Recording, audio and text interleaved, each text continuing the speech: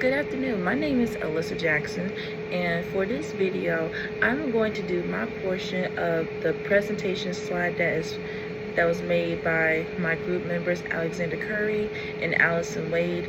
And pretty much our slide is about how can we support students before, during, and after exams.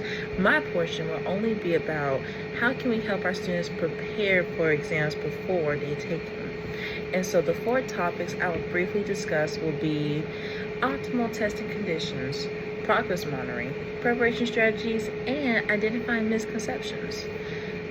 So, with optimal testing conditions, according to Test Studio, they explain how testing conditions, optimal testing conditions to add on, is supposed to balance thoroughness, coverage, and resources.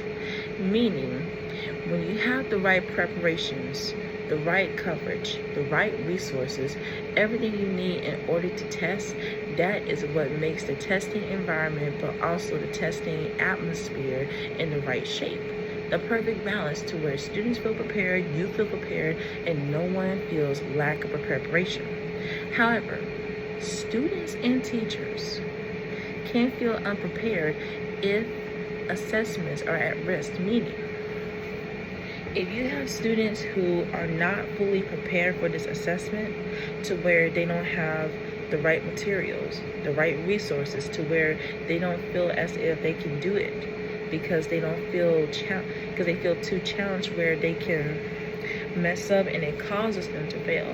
And reflecting on you, your data is not going to look right, especially if you're trying to figure out what causes them to fail. And so you have to make sure your resources are good, your materials are prepared, their balance is good, everything is thoroughly explained to where no one is confused, not even yourself, as you are administering the test. Because by administering the test, you have full knowledge of the assessment, and that means your students can depend on you for how things are supposed to go. With progress monitoring, that means an administrator or the teacher or both, or even an intervention specialist will observe the student based on what they do for their formative assessments. And so altogether, according to IRIS, they're going to be evaluated. And to be evaluated means that they're going to be observed from a distance, and they're going to pay attention to how they answer questions on quizzes, what kind of run-ins do they have with their homework. And altogether, the quizzes and the homeworks on any daily 10% assignments, that's all going to count towards with how they study it for the summatives. Because the one thing I mentioned in my slide, we're trying to help students not set themselves up for failure. That's the goal. We want them to be better, but we want them to feel encouraged and motivated to where they know what they need to test over, what they need to study. And altogether, by evaluating them, we can collect the research, the feedback, and we can actually show them, okay, this is what you need to do. And speaking of which, that goes into preparation strategies. And according to University of Minnesota, they explain how by helping our students prepare for assessments, we can be transparent, meaning be straight to the point.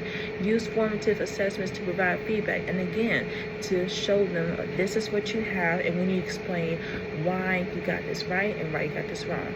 Having rubrics ready to set clear goals, clear foundations for how the students are going to aim to get the best scores, but to also aim for academic goals of what they're supposed to do. And they have questions they can always ask to say, hey, how can I make this paragraph more detailed? Things of that nature. And letting students reflect on their own assessments, meaning you give them back their assessments, you provide their feedback, simple, straight to the point, and allow them to read it. And by doing that, that is how they can prepare easily for essays or assessments or altogether any kind of summative assessments they have. Last thing, identifying misconceptions, which we call identifying any kind of distraction. And according to ANET, they explain how by having some kind of tool called the distracted rationale, it's supposed to help guide teachers of how students get certain questions wrong, or how it's supposed to monitor what makes them distracted when they're taking the test. Is it a certain question? Is it the environment altogether? And that goes back to step one, optimal testing conditions. What can you do to help reduce distractions to where it's not causing a testing violation or an assessment risk? Because altogether, the student can be at risk and the teacher can be at risk if there's not a clear balance. And so by eliminating any distractions, the teachers and students will be able to have a good, safe testing environment to where the student is focused, the teacher can observe from a distance, and most importantly, that they're able to answer the questions with the help of their formative assessments. But overall, I do thank you all for listening in. Pray that you all have a great evening, and please take care of yourself. Thank you so much. Goodbye.